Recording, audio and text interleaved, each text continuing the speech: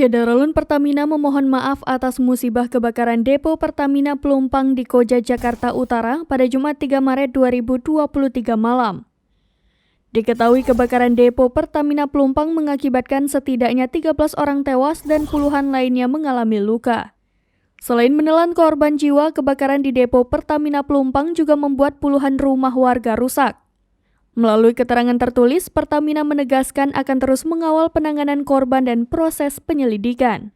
Pertamina berkomitmen untuk bertanggung jawab penuh terhadap korban, termasuk biaya pengobatan untuk para korban kebakaran. Diketahui, status keadaan darurat atau emergency telah dicabut pada Sabtu dini hari pukul 3:35 waktu Indonesia Barat.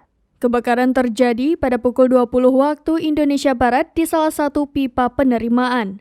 Lebih lanjut, Alfian Nasution menyatakan stok BBM di Pulau Jawa bagian barat tetap aman setelah depo Pertamina Pelumpang mengalami kebakaran. Situasi terkini di tempat kebakaran Tanah Merah Pelumpang.